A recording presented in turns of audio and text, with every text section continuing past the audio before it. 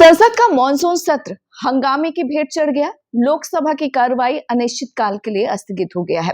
इन्हीं तमाम मुद्दों पर बातचीत करने के लिए हमारे साथ मौजूद है बीजेपी सांसद मुकेश राजपूत जी। अगर संसद सत्र की बात करें, जिस तरीके से हंगामा हुआ, इसके लिए जिम्मेदार कौन? देखिए, कांग्रेस दिशाविहीन है और मुद्दाविहीन है। माननीय मोदी जी 12 साल से प्रधानमंत्री हैं। उन्होंने राष्ट्रीय स्तर के जो भी मुद्दे थे वो समाप्त कर दिए।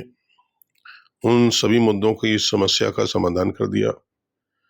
जो क्षेत्रीय मुद्दे थे वो भी सब सॉर्ट आउट हो गए। ऐसी स्थिति में कांग्रेस और कांग्रेस के सहयोगी दलों के पास कोई मुद्दा तो बचा नहीं। कभी वो छात्रों को आगे राजनीति करना चाहते हैं, कभी ईवीएम खराब हो गई उस पर राजनीति करना चाहते हैं, कभी निर्वाचन आयोग खराब है इस पर राजनीति करना चाहते हैं। अन्य अन्य विषयों को लेके जो तथ्यहीन है, मनगढ़ंत हैं, ऐसे मुद्दे वो लाते हैं। इस बार कह रहे थे, अभी लास्ट पीरियड में जब छात्र आंदोलन समाप्त हो गया, सभी बातें मान ली गई, सब सॉर्ट आउट हो गया, उसके बाद कहा कि साहब अमित शाह संसद में नहीं आते, संसद में आए वक्तव्य दें, गोली किसने चलवाई। जब माननीय गृह मंत्री सदन में आने के लिए सूचना दे रहे हैं, स्पीकर से कह रहे हैं, उन्हें भी नोटिस भेज रहे हैं, अपना मंत्री भेज के कह रहे हैं कि आइए मैं सदन में चर्चा के लिए वक्तव्य देने के लिए तैयार हैं, लेकिन सदन में नहीं आए और चर्चा नहीं की। सदन विपक्ष के पास में कोई मुद्दा नहीं है इस समय। मुद्दाविहीन होने के कारण वो चाहते किसी न किसी बहाने से सदन को मैं ना चलने दूं और देश में ऐसा संदेश दूं कि मैं ही आज सत्ता में जरूर नहीं है, विपक्ष में है, लेकिन मैं ही सबसे ज्यादा मजबूत है अपने कार्यकर्ताओं को रोकने के लिए। राहुल गांधी ने ये कहा कि वो गृह मंत्री का भाषण नहीं सुनना चाहते। क्या सुनना चाहते? भाषण नहीं, वो अपनी बात रखेंगे और तथ्यात्मक बात रखेंगे। क्या सुनना चाहते हैं? उन्हें भी, वो तो राजनीतिक आदमी है, आम आदमी से भी पूछिए कि कहीं आंदोलन होता है तो आंदोलन के लिए कोई ना कोई मजिस्ट्रेट नियुक्त किया जाता है, अधिकारी नियुक्त होते हैं। वहाँ कैसे लाइन ऑर्डर कायम रहेगा? तो अधिकारी का, मजिस्ट्रेट की जिम्मेदारी होती है कि डंडा चलाए, कि पानी की बौछार करे, क्या करे। ये सिर्फ मजिस्ट्रेट का काम है, ना कि कोई गृह मंत्री को इसकी कोई परमिशन देनी पड़ती है, लेनी पड़ती।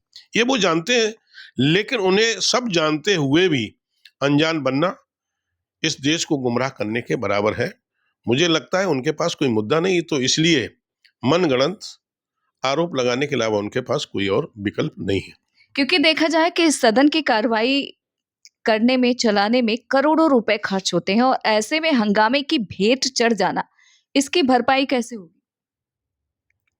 जब वो कांग्रेस, उनके सहयोगी दल क्षेत्र में जाएंगे और उनकी क्षेत्र की जनता उनसे पूछेगी कि आपको मैंने सदन में भेजा था चर्चा करने के लिए, हमारे क्षेत्र की समस्याओं को रखने के लिए, हमारे क्षेत्र के विकास के लिए, गरीबों के कल्याण के लिए, नौजवानों के कल्याण के लिए, छात्रों के कल्याण के लिए, इसलिए आपको सदन में भेजा था।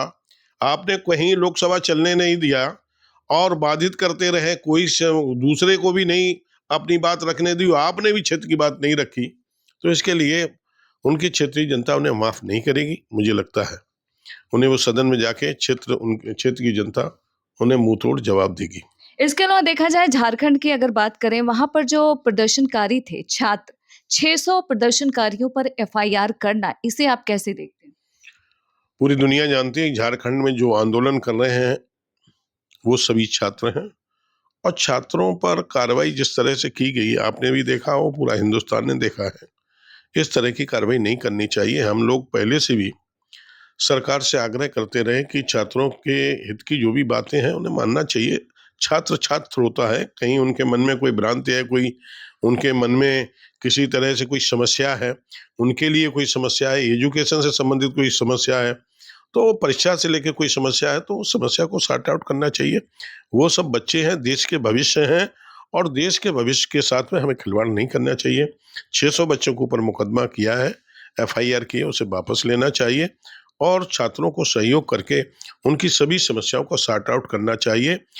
झारखंड की सरकार को माननीय मोदी जी से प्रेरणा लेनी चाहिए, जो एक बड़ा आंदोलन था, बड़े आंदोलन को मिनटों में समाप्त करने का माननीय प्रधानमंत्री ने काम किया, ऐसे उन्हें भी माननीय प्रधानमंत्री के पद चिन्हों पर चल के वहाँ के छात्रों की समस्याओं का सॉर्ट आउट करना चाहिए।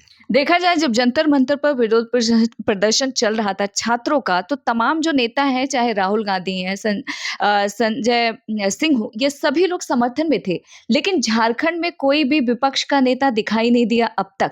आपको क्या लग रहा है कि यहाँ पर भी दोहरा चरित्र जो है वो विपक्ष का दिखाई दे रहा है? ये पूरी दुनिया जान चुकी है, पूरे हिंदुस्तान भी जान चुका है कि कांग्रेस और कांग्रेस के सहयोगी दल छात्रों को भी दो तरीके से बांटते हैं। भारतीय जनता पार्टी के शासन में जो छात्र हैं, उनकी सरकार में जो छात्र हैं, वो छात्र हैं, उनका वो सहयोग करेंगे।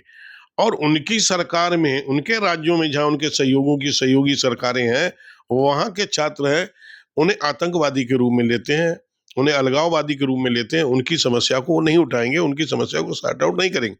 लेकिन भारत सरकार चाहे किसी भी राज्य के छात्र हों, कहीं के भी हिंदुस्तान के किसी भी भाग के छात्र हों, छात्र छात्र हैं, छात्र पर राजनीति नहीं करेंगे और दूसरों को भी राजनीति नहीं करने देंगे।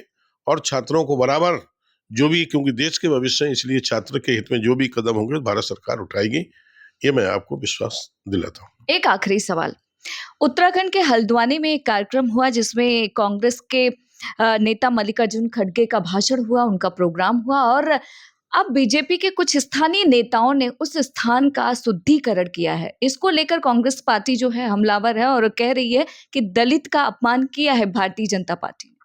नहीं, भारतीय जनता पार्टी के कल्चर नहीं है। भारतीय जनता पार्टी हमेशा ही खिचड़ी भोज करती है, जिसमें सभी समाजों के सभी वर्गों को बुलाती, विशेष करके दलित समाज को, वाल्मीकि समाज को, लोगों को बुला के उन्हें साथ में सहभोज करती है।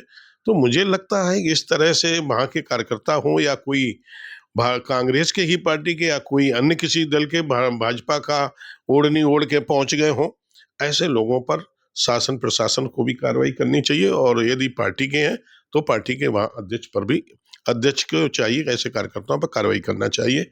भारतीय जनता पार्टी इस विचारधारा का कभी भी समर्थन नहीं करती। धन्यवाद हमसे बातचीत करने के लिए। दिल्ली से इंडिया पोस्ट न्यूज के लिए ममता चतुर्वेदी।